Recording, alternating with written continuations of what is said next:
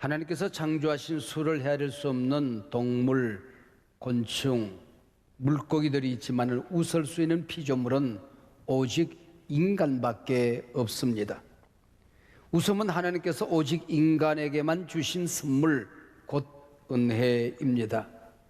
갓 태어난 어린이는 말을 배우기 전에 웃는 법을 먼저 깨우친다고 합니다. 태어나서 6개월쯤 되면은 하루에 400번 내지 600번을 웃습니다. 손뼉 소리에 웃고, 엄마가 기침을 해도 웃고, 아빠가 방귀를 뀌어도 웃습니다. 인생사 지치고 시달리며 어른이 된 다음에는 여성들은 하루에 10번쯤 웃는데요, 그러나 남자분들은 하루에 5번쯤 웃는다지요. 기쁨과 웃음을 잃어버린 시대입니다. 하나님이 주신 가장 고귀한 선물을 잃어버린 시대입니다. 기쁨을 잃어버린 시대, 더 기뻐해라, 항상 기뻐해라, 기쁨의 비밀을 가르쳐주는 책이 있어서 소개하려고 합니다. 기독교 역사상 가장 위대한 저술가, 성경의 저자 사도 바울이 쓴 빌립보서입니다. 오늘 빌립보서 그 서론, 기쁨을 잃은 시대 더 기뻐하랍니다 라는 제목으로 빌립보서의 문을 열고자 합니다. 여러분의 얼굴에서 웃음을 빼앗아간 그 도둑이 무엇입니까? 첫째는 현대인들의 만병의 원인 스트레스입니다. 스트레스는 암, 고혈압, 당뇨, 고지혈증, 심장병 등 성인병의 제1원인이 됩니다. 물론 업무에서 오는 스트레스도 있지요. 그러나 더 많은 스트레스는 대개 인간관계의 파괴에서 옵니다. 우리의 기쁨을 빼앗아가는 스트레스 주는 인간이 우리 주변 도처에 널려 있습니다. 집집마다 집안에 한 마리가 있대요. 직장에 하면 또 한 개가 있습니다. 그리고 교회와도 꼭 한 분이 계시답니다. 우리 예수님께서 십자가에 못 박히실 때에 3개의 못이 박혔습니다. 이 세 인간들 용서라는 의미가 있답니다. 오른손, 왼손, 두 발목폭에서 못이 박혔지요. 여러분 스스로 이웃에게 스트레스를 주는 말을 꾹꾹 씹어 삼키면 보약이 됩니다. 나 불편하다고 툭툭 뱉으면 내 인격이 망가지고 그 말 듣는 사람들에게는 스트레스가 전해지게 되는 겁니다. 우리의 기쁨과 웃음을 빼앗아 가는 또 다른 도둑이 있습니다. 염려입니다. 온갖 위기가 덮치는 이 시대, 괴로움과 염려가 많은 세상입니다. 옛날 어떤 임금이 역사학자들이 써온 역사가 너무 기니까 줄여라, 한 권으로 줄여라, 또 줄여라, 마지막에 괴로울 구자 한자가 남더라지요. 여러분, 이 세상에 살아간다는 것 자체가 괴로운 것입니다. 그걸 부둥켜 안고 염려하는 것은 백해무익입니다. 염려로 인생의 문제를 해결하는 사람 보았습니까?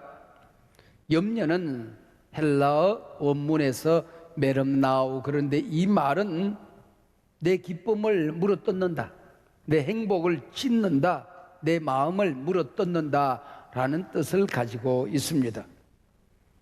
염려는 그 어떤 바이러스보다 전염성이 강합니다.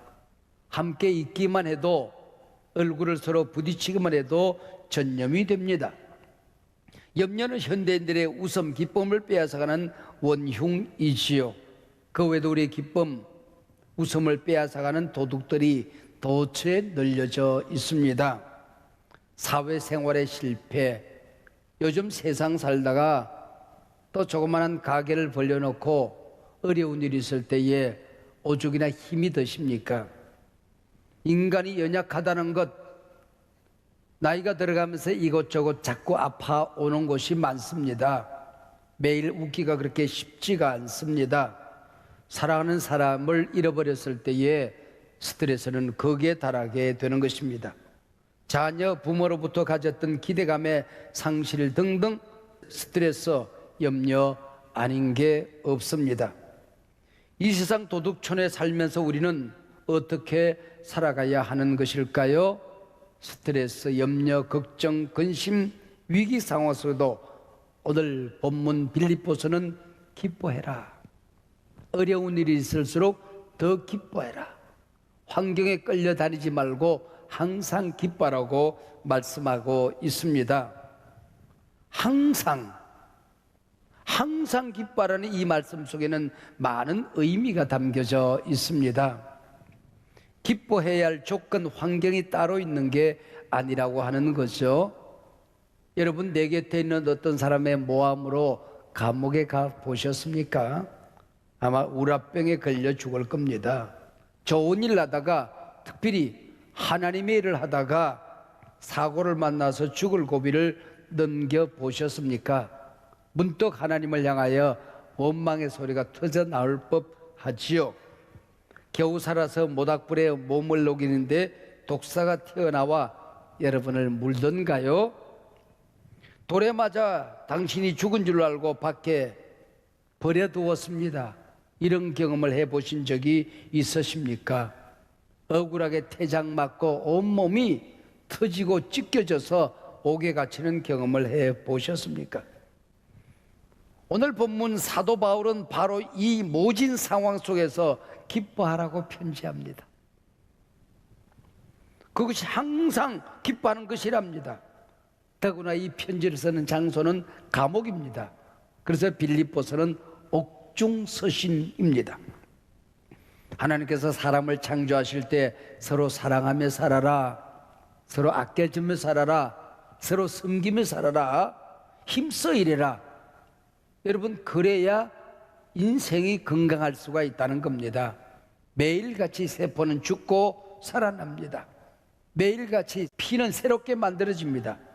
뼈도 매일같이 새롭게 만들어집니다. 서로 사랑하고 섬기고 서로 아껴주고 열심히 일해야 뼈도 피도 세포도 건강해지도록 하나님이 만들었다는 거지요. 여러분, 스트레스, 염려 없는 세상에 살려고 하면은 공덕묘지에 가시든지 하나님 나라 가시면 돼요. 웃고 기뻐해야 될 이유들이 한두 가지가 아닙니다. 엔돌핀이 나오고 우리 인생을 행복하게 살 수가 있는 겁니다. 10초를 웃으면은 4분 동안 조깅하는 효과가 있대요. 15초를 웃으면은 우리의 수명이 이틀씩 연장이 된답니다. 생체 나이 고치기라는 마이클 로이진 교수의 78가지 비결이 나옵니다. 그 첫 번째가 단연 웃는 것입니다. 웃음이 습관이 되면, 잘 웃는 사람은 자신 수명 DNA를 8년 이상 연장할 수도 있다는 통계가 있습니다. 장수하는 사람들 세계 어디에 가서 조사해 보아도 잘 웃는 사람들이라는 겁니다. 기독교 역사 가운데 빌립보 교회는 가장 중요한 도시, 가장 중요한 교회 가운데 하나가 아닐런지요. 유럽 교회를 통하여 전 세계에 복음이 전파되고 교회가 세워지는 출발점이 빌립보 교회이기 때문입니다. BC 360년경 알렉산더의 아버지 빌립 2세가 그레니데스라고 하는 이 도시를 정복합니다. 그리고 이 도시의 이름을 빌립보라 명명합니다. 세월이 지난 BC 168년 로마 제국이 다시 빌립보를 정복하지요. 알렉산더의 족 마게돈의 사람들이 살던 이 도시가 졸지에 로마에 편입되고 주민들은 로마 시민권을 부여받습니다. 이 마게돈의 사람들은 로마 시민권을 가졌다는 사실에 무한한 자긍심을 가진 것 같습니다. 사도행전 16장 21절에 보면은 로마 사람인 우리가 받지 못할 풍속을 전한다라고 사도 바울 일행을 고발합니다. 늘 역사의 소용돌이 중심에 있던 빌립보는 로마가 아시아로 뻗어가는 군사적인 여충지대였습니다. 유럽과 아시아를 이어가는 무역의 통로였습니다. 군사 요충지대, 무역의 통로, 이 빌립보를 하나님께서는 선교의 요충지대, 선교의 통로로 삼기를 원하셨던 것 같습니다. 사도 바울 일행이 제1차 전도 여행을 할 때는 하나님께서 바울이 가고자 하는 대로 갈 수 있게 합니다. 복음의 문이 열리면 들어가 복음을 전합니다. 핍박과 반대가 있으면 그곳을 피해 나옵니다. 바울은 이것이 바로 하나님의 인도로 믿었던 것 같습니다. 근데 제2차 전도 여행 때는 성공적으로 복음을 전했던 아시아를 돌면서 다시 복음을 전하고자 했습니다. 근데 이번에는 하나님께서 그 길을 막으십니다. 그리고 유럽을 오라는 환상을 보게 되는 것입니다. 환상 중에 유럽인 마게도네 사람이 손짓하랍니다. 이리 와서 우리를 도우라 그래요. 그리하여 달려간 곳이 마게도니아, 즉 유럽의 첫성 빌립보입니다. 여러분, 인생도 선교도 하나님이 문을 열어주셔야 모든 일이 가능한 것이시요. 문을 연다고 하니까 문득 생각나는 사건이 하나 있습니다. 40년 전 중국이 처음 문이 열렸을 때에 중국은 참 가난한 나라였습니다. 그때부터 저는 중국을 다니기 시작을 했어요. 그때 한국 돈 1,000원이면 산삼도 살 수가 있었습니다. 그럴 때 중국을 다녔는데 거기 가니까 한국에서 쓰다가 중고시장에 갖다 놓은 온갖 성합차들 버스들이 다 거기가 있더라고요. 거기 가니까 뭐 성산교회도 있고 평화교회도 있고 영광교회도 있고 뭐 다 있더라고요. 버스들도 있어요. 근데 그 버스들은 비싸서 빌릴 수가 없어요. 근데 중국을 여행하는데 중국에서 나온 버스를 우리가 샀는데 의자가 나무로 되어 있어요. 문제는 버스가 서도 문이 열리질 않습니다. 운전사가 내려서 긴 쇠막대기를 들고 문에다가 콕 집어넣어요. 그리고 삑삑 소리를 내서 문을 열어줍니다. 닫을 때도 이 양반이 닫아야 문이 닫혀집니다. 한 분이 그러더라고요. 야, 계시록에 차가 여기 와 있네. 열면 닫을 자가 없고 닫으면 열 자가 없다야. 그러더라고요. 여러분, 이 버스는 운전사가 열고 닫지만은 성계의 문은 하나님이 여시고 닫는 것입니다. 여러분, 사업의 문도 인생의 문도 하나님이 열고 닫으십니다. 닫으면 열 자가 없는 겁니다. 열면 닫을 자가 없는 거지요. 여러분이 인생의 열쇠, 여러분 교회의 열쇠, 여러분의 자녀들의 장래의 열쇠가 하나님의 손에 있음을 믿으시기를 바랍니다. 사도 바울 일행은 빌립보에 도착하여 하나님이 준비해 둔 사람 루디아라는 꽤 부유한 여성 상인을 만나게 됩니다. 첫 번째 안식일입니다.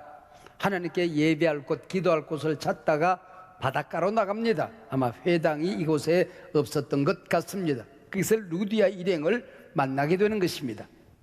루디아는 하나님을 경외하는 사람이라고 기록했는데 유대교로 개종한 이방인이었다, 그런 뜻입니다. 여기서 복음을 받아들이고 루디아와 온 집안이 세례를 받습니다. 그리고 그의 집이 꽤 컸던 것 같아요. 여기가 바로 가정교회 빌립보 교회가 되는 것입니다. 이 루디아의 가정교회가 유럽 선교의 본부가 되는 것입니다. 얼마나 멋집니까? 여러분, 우리가 돈을 벌어야 된 이유, 하나님께서 우리에게 돈을 주시는 이유가 이런 멋진 일 좀 하라고 주시는 거예요. 사도행전 16장이 우리에게 알려주듯이 바울 일행은 귀신 들린 여정을 거쳐주고 큰 봉변을 당합니다. 관원들에게 끌려가 매를 맞고 옥에 갇히게 되죠. 한밤중 사도 바울이 겨우 의식을 되찾습니다. 옆에 보니까 신라가 누워 있거든요. 신라 일어나게, 우리 기도하세, 찬미하세. 선생님, 이 밤중에 무슨 참입니까? 신라의 달밤도 아닌데. 그리고 일어나서 기도합니다. 찬미합니다. 이때에 지진이 일어나요. 얼마나 세게 흔들고지 옥문이 다 열립니다. 옥을 지키던 간수장은 죄수들이 도망간 줄 알고 검을 빼 자결하려고 합니다. 우리 도망 안 갔다. 그리고 그에게 복음을 전합니다. 이 감옥에서 초대 교회의 캐리그마 복음의 핵심이 전해집니다. 주 예수를 믿어라. 그리하면 너와 내 집이 구원을 얻으리라. 이 말씀을 선포한 것이 바로 감옥이었습니다. 이 간수장과 그의 가정이 예수를 믿고 세례를 받아 빌립보 교회의 교인이 되는 것입니다. 이렇게 세워진 빌립보 교회는 자신들에게 복음을 전해주고 교회를 설립한 사도 바울의 사역을 꾸준히 돕지요. 사도 바울이 로마에서 복음을 전하다가 옥에 갇히게 됩니다. 이 소식을 듣고 빌립보 교회는 봉헌을 합니다. 에바브로 디도라는 젊은이 편에 봉헌을 사도 바울에게 전달합니다. 봉헌만 전달하는 것이 아니라 그 자리를 떠나올 수가 없으니까 곁에서 심부름을 하고 선교 사역을 돕습니다. 그러다가 에바브로 디도가 중병에 걸리게 됩니다. 일이 감옥에 있는 바울에게 큰 짐이 되었지요. 그리고 이 에바브로 디도를 바울에게 보낸 빌립보 교회도 간절하게 기도합니다. 그런 사이에 에바브로 디도의 병이 고침받고 회복하게 되지요. 그리고 빌립보 교회로 돌아옵니다. 돌아오는 디도 편에 편지 한 장을 들려보냅니다. 감옥에서 빌립보 교인들에게 쓴 편지입니다. 그게 빌립보서입니다. 우리가 잘 아는 대로 빌립보서의 주제는 여러분 인생 살다가 온갖 고난이 우리 가운데 엄습해 옵니다. 세상은 날로 악해져만 갑니다. 하나님의 교회는 핍박에 놓이게 되는 것입니다. 복음을 전하는 바울이 옥에 갇힙니다. 이럴 때에 걱정, 근심, 염려, 절망하지 말고 기뻐해라. 세상이 어려우면 어려울수록 기쁨을 빼앗아가는 악한 괴계가 기승을 부리면 부릴수록 더욱 기뻐해라. 항상 기뻐하라. 이게 바로 빌립보서입니다. 그래서 기뻐라는 말이 이 빌립보서 짤막한 성경 안에 16번 이상이나 등장을 하게 되는 것입니다. 많은 그리스도인들이 빌립보서를 좋아하지요. 저도 좋아하는 성경 가운데 한 권이 빌립보서입니다. 빌립보서는 대단히 긍정적인, 대단히 희망적인 책입니다. 빌립보서 안에는 인생 살아가다가 위기를 만났을 때에 고난과 시련이 있다고 할지라도, 환경이 꼬이고 꼬인다고 할지라도 승리하는 비결, 행복하게 살아가는 비결, 감사하며 살아가는 비결, 기뻐하며 살아가는 비결이 여기에 담겨져 있기 때문입니다. 지금 전 세계가 어렵습니다. 사회적인 약자들이 크게 아파하고 있습니다. 이럴 때 우리는 빌립보서를 통하여 하나님의 말씀을 듣고자 하는 것입니다. 세상이 어려울수록 신앙으로 이기는 법을 배워야 됩니다. 능력을 받아야 됩니다. 기도로 승리해야 됩니다. 하나님이 감사하며 승리하며 살라고 가르쳐 주신 말씀에 귀를 기울여야 할 때라고 하는 것이죠. 빌립보서는 넉 장으로 구성되어져 있습니다. 104절 정도 되어져 있습니다. 기뻐라는 말씀이 후렴기처럼 등장합니다. 노래를 하다 보면 후렴기가 있지 않습니까? 바로 몇 절 쓰고 기뻐해라, 몇 절 쓰고 항상 기뻐해라, 무엇이든지 감사하고 기뻐해라, 언제나 기뻐하라고 기록하고 있습니다. 그래서 빌립보서에는 항상 모든 무엇이든지 언제든지라는 말이 많이 나옵니다. 무슨 얘기일까요? 이 기쁨은 환경을 초월한 기쁨이라는 것입니다. 도무지 감사할 수 없는데 감사함으로 인생을 승리하더라는 거예요. 기뻐할 수 있는 조건이 전혀 없는데 하나님의 사람이라는 한 가지 사실 때문에 기뻐하는 것입니다. 고난 중에도, 질병 중에도, 억울해도, 오해받아도, 불이익을 당해도, 옥에 갇혀도 기뻐하라는 것입니다. 바울은 옥에 갇혔습니다. 교인들은 무서운 핍박을 받습니다. 분통이 터지지요. 그래도 기뻐해라. 항상 기뻐해라. 너희는 항상의 존재인이라. 모든 상황을 정복하는 존재인이라. 언제든지 하나님의 자녀라는 한 가지 사실 때문에 세상의 고난을 짓밟고 살아가는 존재인이라 그 얘기죠. 여러분, 월요일은 원래 기뻐하는 거예요. 화요일은 화가 나도 기뻐하는 겁니다. 수요일은 수도 없이 기뻐하는 거예요. 목요일은 목청 높여 기뻐하는 것입니다. 금요일은 금세 기뻐하고 떡 기뻐하는 거예요.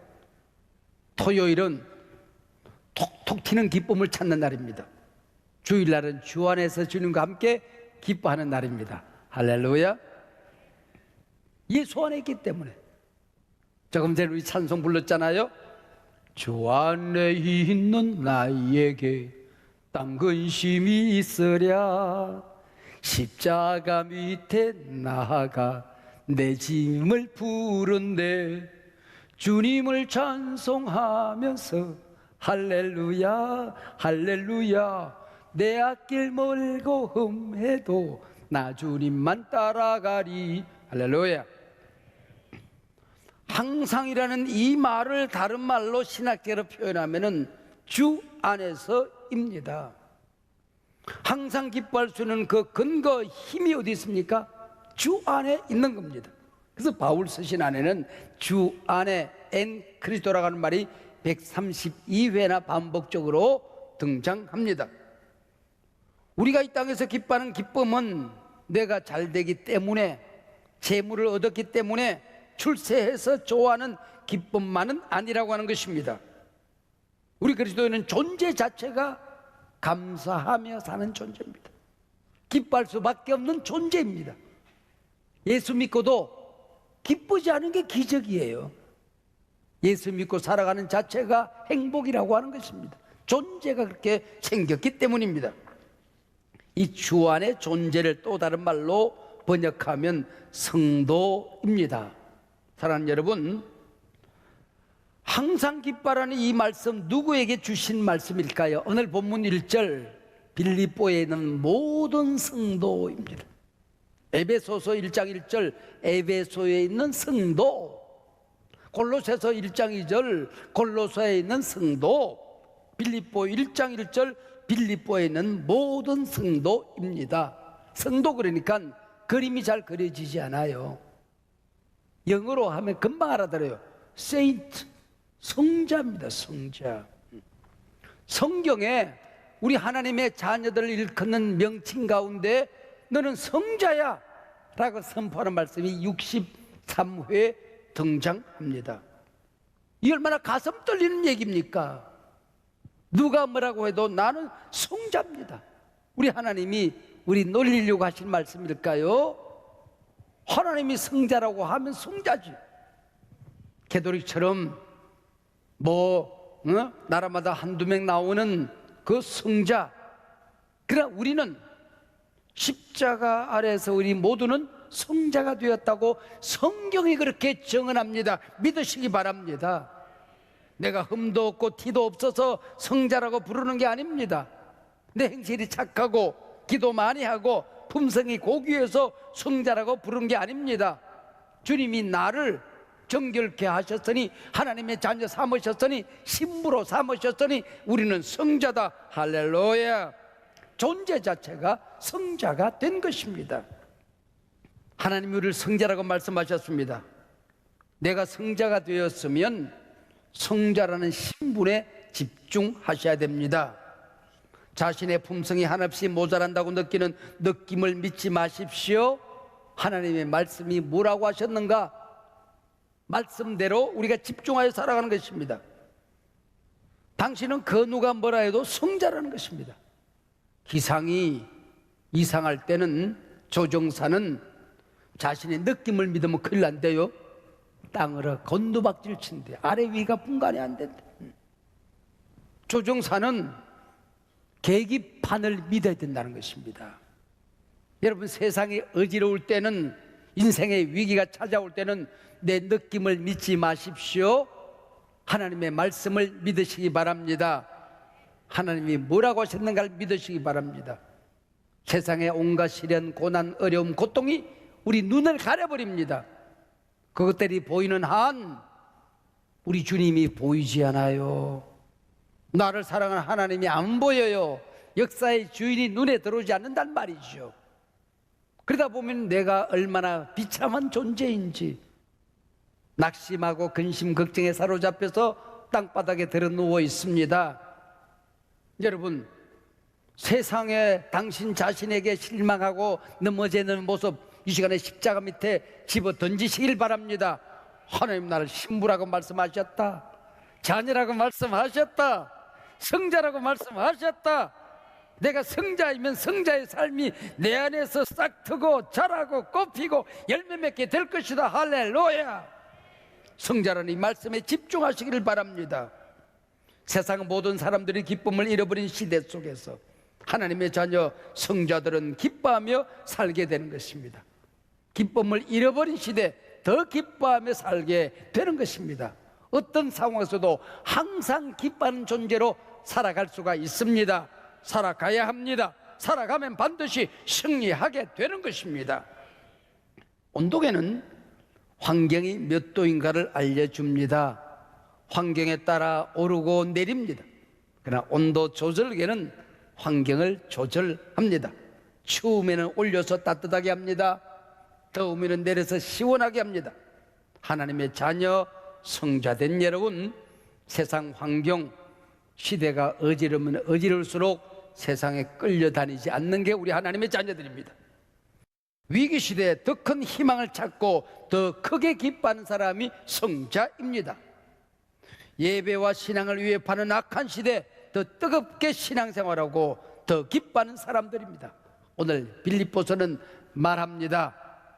환경과 여러분 자신에게 절망하고 실망했던 어떤 조건 속에서도 기뻐해라.